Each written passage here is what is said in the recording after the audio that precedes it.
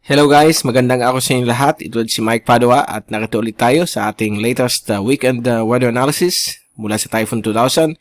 Ito po ang ating Tagalog version ngayong araw po ng Sabado hanggang Lunes, Oktubre 8 hanggang 10, 2022. At umpisa na natin ang update. Medyo kalmado pa rin ang bansang Pilipinas. Meron po tayong northeasterly wind flow na yun. Okay, nakaka-affect po dito sa may silangan bahagi po ng Luzon hanggang sa Kabikulan at Eastern Visayas.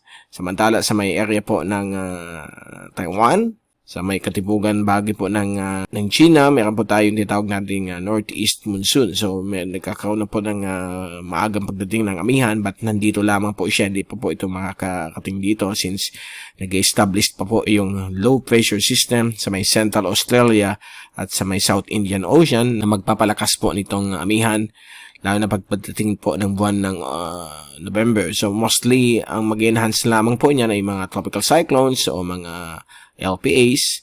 So far ang Visayas naman po ay magkakaroon din po mga thunderstorms dahil po sa mga oras na ito ay nagkakaroon po na ng emergence ng tinatawag nating monsoon trough na konekta po dito sa mga low pressure systems. Hindi lang po si 96W na yung araw na ito, meron pong panibagong LPA na nag-form dito, 97W at si 96W ay nandito na po, okay? Nandito na sa area na ito since ito kahapon pa itong GraphSat. And then, meron ditong surface troughing dito na posibleng magkaroon din ng another LPA po dito, okay? Lagyan natin question mark, then hindi pa po siya LPA. So, magkakaroon ng 2 o 3 LPA na posibleng mag-form. So, kung titingnan natin ang ating fast animation, so ito po yung latest na yon. So, naka-establish na yun yung tinatawag nating monsoon trough. Okay. Connect po dito sa surface trough po dito. And then, may LPA po dito, si 96W. And then, meron pa po dito sa may east of Guam. So, tatlo sila na magpo-form. Although, lahat po ito ay may hina.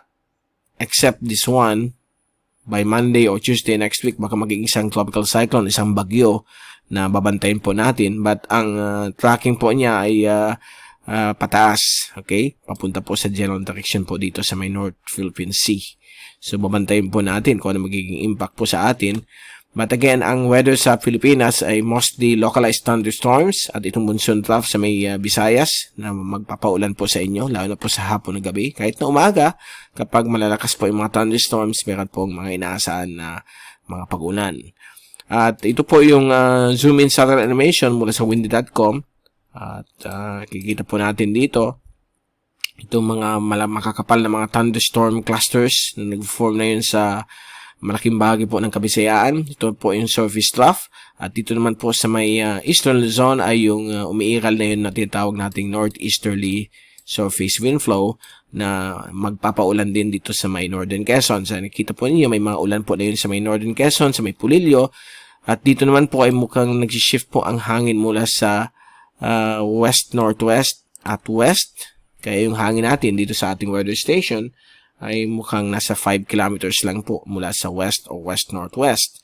At nag-interact po yan sa tinatawag nating monsoonal trough, okay? Na connecta dito sa nagde-develop na mahinang LPA.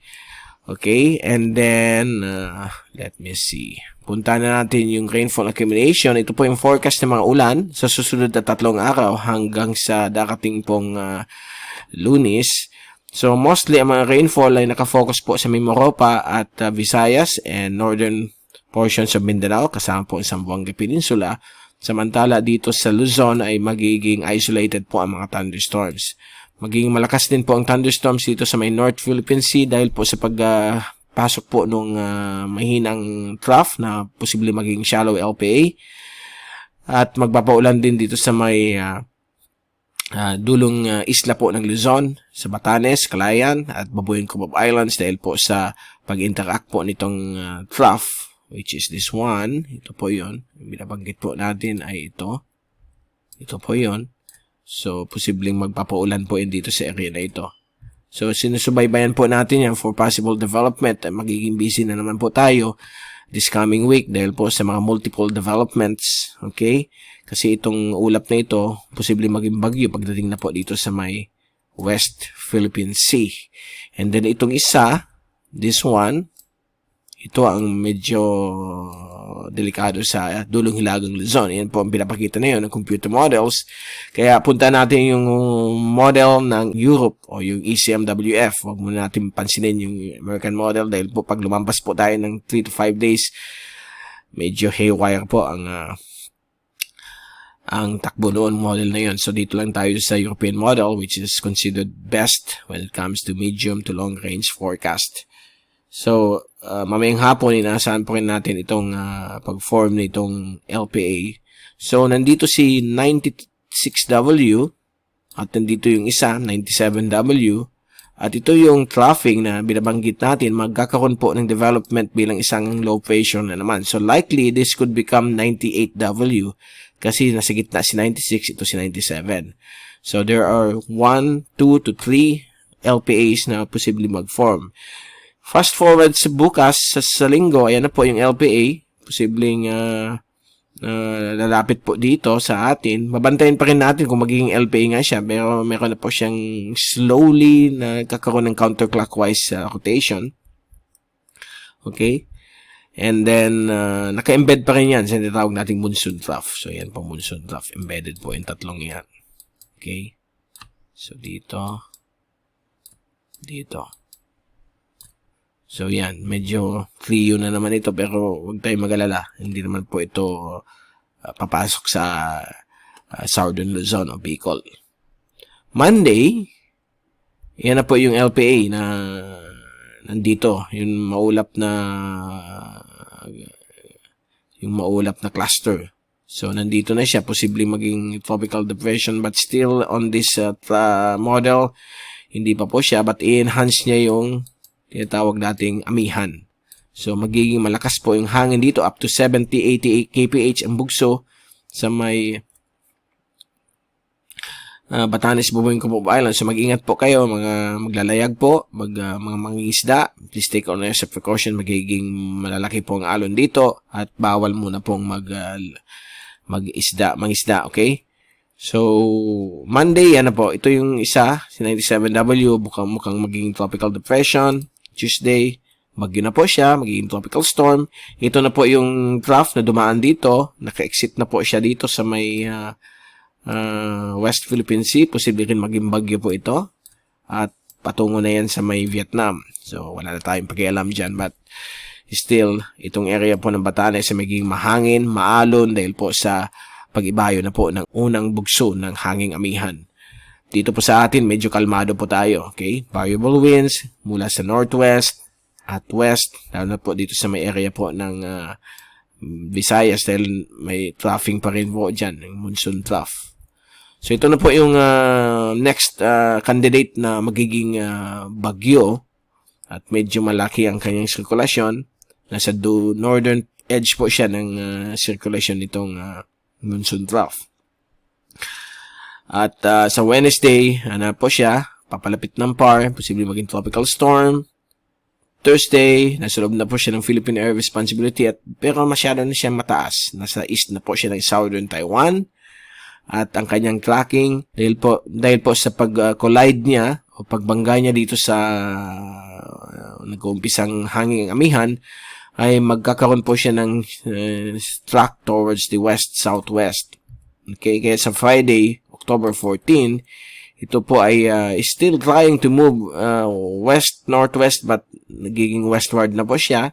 And then later on, gaganyan na po siya patungong Batanes at Bubuing, Comob Islands dahil po sa lumalakas na yung high pressure exterior ridge dyan na nagpo-produce po ng hanging amihan.